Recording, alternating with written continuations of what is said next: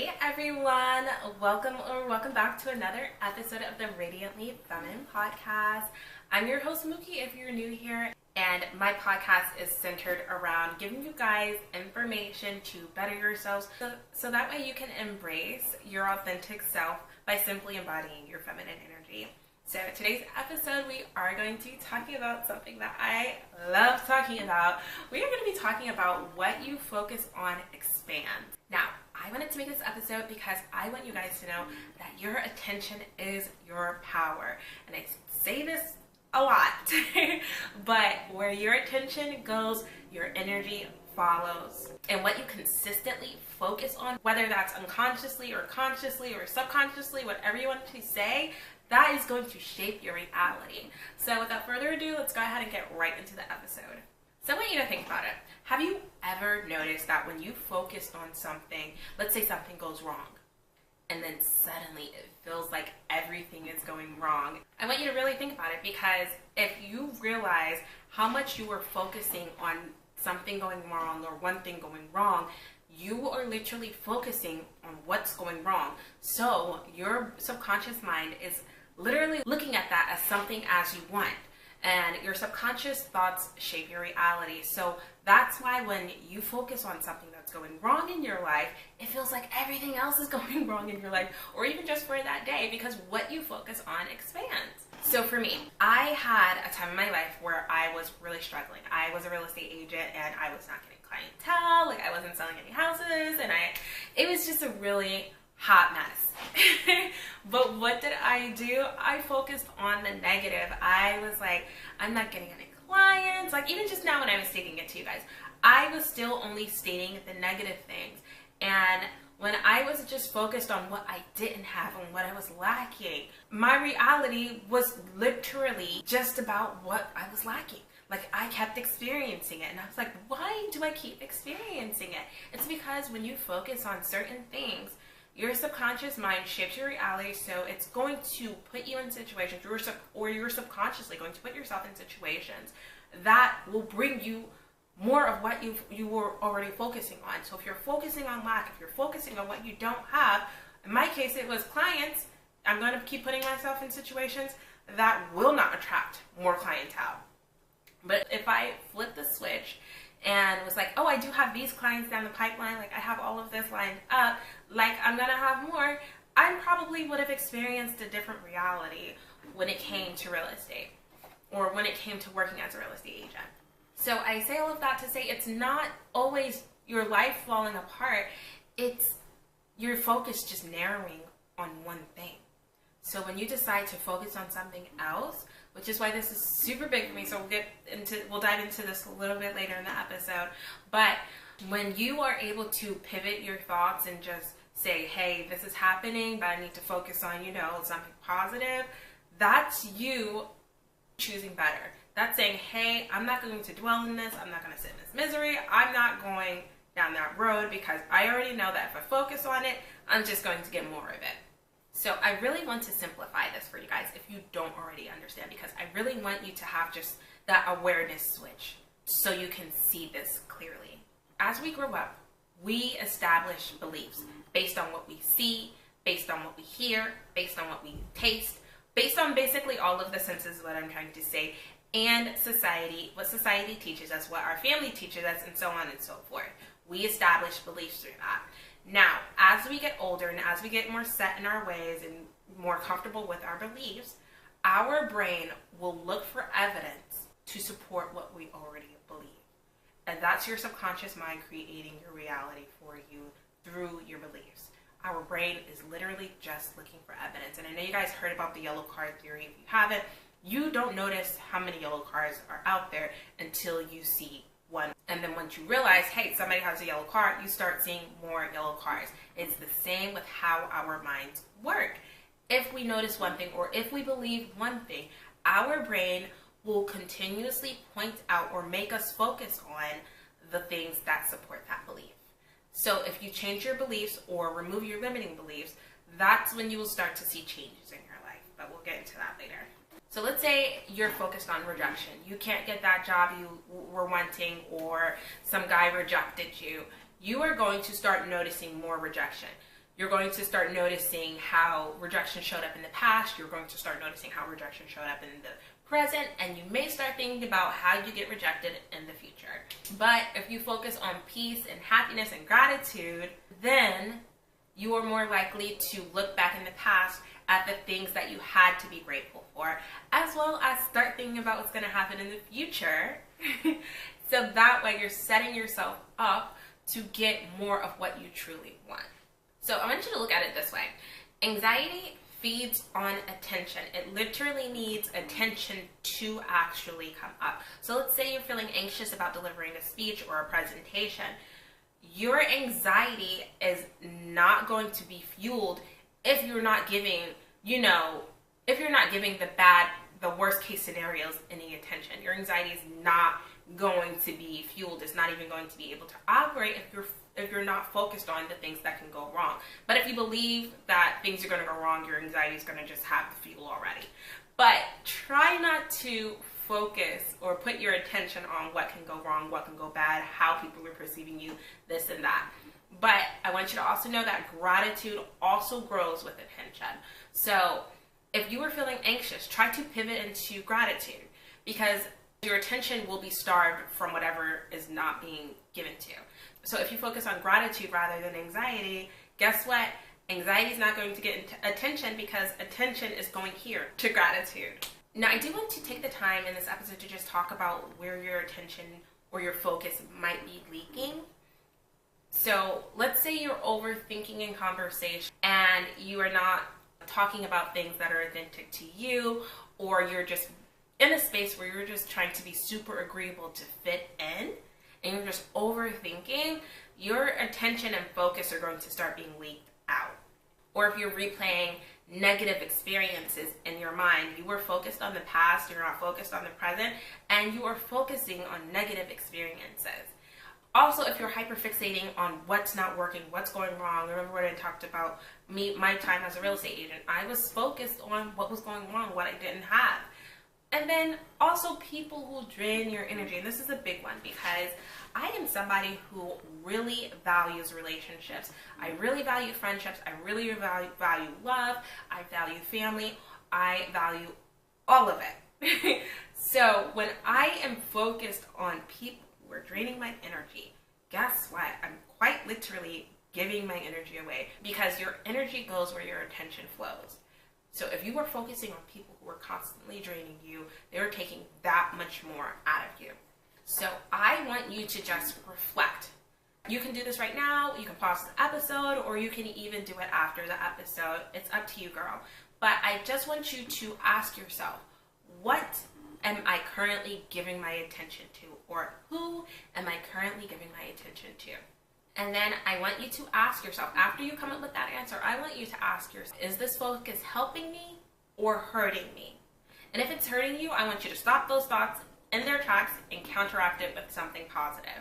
Now that I said that, I want to go on to my next point, which is redirecting your focus, but without toxic positivity. Now, I was somebody who did not like hearing toxic positivity, because I'm like, how can positivity be toxic? Like, that doesn't even make sense. Like, I love positivity, blah, blah, blah, blah. But when I actually sat down and read the definition, I was like, oh, okay. I get it. So, I'll give you guys the definition in a second. But I want you to acknowledge that you can't just think positive and ignore everything else that's going on in your life. Instead, I want you to shift from being obsessed with the problem to the solution and what you need to do to get to the solution, or just being aware that there is a solution possible. And then I also want you to just shift from lack and shift from focusing on what you don't have to shifting towards possibility. Yes, it may be true that you don't have what you want right now, but it's a possibility in the future. So just making that little shift with your focus, that will change so many things for you. So toxic positivity is when someone pushes only positive thinking in a way that dismisses, ignores, or invalidates real emotions, especially the uncomfortable ones. So instead of trying to be somebody who embraces toxic positivity, I want you to switch to healthy positivity. So you're still able to acknowledge that, hey, things are not where you want them to be, or you're experiencing negative emotions or big emotions. Instead of just focusing on negative emotions or the big emotions or anything like that, I want you to shift into saying, this is hard, but I'll get through this. And that's the shift right there. It's super simple, super easy. You can still acknowledge those emotions while still remaining positive. Some practical tools that have helped me in this process was just having those thought interruptions. I am somebody who is in their head a lot. I think about literally everything. My thoughts have thoughts. Like, I am constantly thinking. So I have those thought interruptions. So if I'm assuming something happened, or if I did assume that something happened, or I don't know the full story, I will stop myself and say, that's not the full story. And I will tell myself that's an assumption. And I will also say, how is this helping? Just ask yourself, how is this happening? Or tell yourself that's not the full story, or you don't know. That's just an assumption. Like, just be real with yourself and just start correcting yourself, like, as if you're the parent. Like, hey, no, let's stop that. And then I want you to also create intentional focus rituals. So instead of waking up and thinking about how your day's going to go, or the bad things that may or may not have happened, or, focusing on the past, instead create a new focus ritual. When you wake up out of bed, try meditating. I do that. I wake up, first thing I do, meditate. Or you could just have a morning mindset. It's a beautiful morning. Look at the sun. It's up. Or, oh my gosh, I'm up before the sun. I am going to be super productive today. Just creating a morning mindset. And you can do that by journaling. Journaling about things that you're grateful for, or things that you're looking forward to, or things that you want to happen. Try doing that in the morning, so that way you can create a whole new focus ritual. And then lastly, a practical tool that you can use is just choosing what deserves your energy. Because like I said, your energy goes where your attention flows. So if you choose to focus on things that you don't necessarily want or don't necessarily care about, you do realize that you're giving it your energy. So you have to deem something worthy or unworthy of receiving your energy. And that's just that. Now, it is super important to acknowledge that you have a certain level of emotional responsibility and power. And this is just you realizing that you don't control everything. You can't control everything, but you do influence your own experience. So whatever you're focusing on for that day is going to set the tone for what you experience during the day. Because like I said, if you are focused on one thing, or you have a belief about something, your brain is going to literally look for things to support that. So if you wake up on the wrong side of the bed, oh, I stubbed my toe, oh, this is so bad, like, oh, I just don't feel like giving my all to today, guess what? Your brain's going to look for things to reinforce that belief. Be like, hey, you're right. You know what? You're right. Our brain is literally like responsible for telling us or proving us right. So what is it going to do? When you think these things, these negative things, it's going to be like, hey, you're right. And look, I'm going to show you. So we just have to be super mindful of that and just acknowledge that we have emotional responsibility and power. And your attention is your emotional investment. So let's say you had a breakup and you are constantly focusing on the person you just had a breakup from. That is equal to your emotional investment. You are literally still emotionally invested in that person when you are thinking about them, when they are on the forefront of your mind, and when you're constantly just replaying scenarios in your head, whether they're true from the past or whether they're made up scenarios. You are literally keeping that emotional tie, that emotional investment fully alive and open. So when you choose your focus or curate your focus, you are curating peace in real time. And I want to be real with you guys. What you focus on doesn't just shape your reality, it also shapes the way you see yourself. When you focus on certain things on other people or within other people, it will shift the way you see yourself. So let's say you're friends with people that don't necessarily deserve your friendship. They will basically shift how you see yourself and how worthy you think you are. So if you are friends with people that you don't think are worthy, but you're still giving them your energy and your focus and your attention, you are depleting yourself of your self-worth. You are showing that you don't really value yourself. And that's why people say you are who you surround yourself with, because you are quite literally saying, this is what I'm worthy of. This is how much I value myself. So when you are creating connections with people, you do have to be mindful that they are going to be a reflection of you. And that may sound harsh to some people, but you just have to do the work and level up. So let's say, for instance, you're somebody who is constantly focusing on your failures, what you did wrong in life, what you didn't achieve, this and that. You start identifying as somebody who is not capable. And I was talking about this with a group of people, but the way we speak to ourselves and the way we speak about ourselves and the way we speak to others has to change. It has to change, because if you don't realize it, let's say you are feeling depressed or you are feeling anxious. Instead of saying, I feel depressed, I feel anxious, I feel sad, I feel unworthy, we take that on as our identity. So we say, I am depressed, I am sad, I am lonely, I'm unworthy. We take these things on as our identity rather than just acknowledging it's something that we're experiencing in that moment. So when we talk about our failures or focus on our failures or focus on what we lack, we are identifying as someone who is incapable or somebody who doesn't deserve certain things. You're taking that on as our identity. So we do have to watch the way we speak to ourselves as well as what we focus on. So let's say you are somebody who focuses on growth and focuses on improving yourself. Then you will start seeing yourself as somebody who's capable of figuring it out. You will see yourself as somebody who is that girl. You will see yourself as somebody who's got it like that. And that's just it. What you think about, what you focus on will shape your identity and your self-concept. So I challenge you to ask yourself at some point today, what version of myself am I reinforcing with my focus? And if it's something positive, great, you're on the right track. If it's not something positive or it's not the version of yourself that you want to embrace, maybe we need to change what we're focusing on. Okay? So I want to talk about the loop effect before we end this episode. So your focus creates a loop. It creates a loop is created by your thoughts. Your thoughts create an emotion.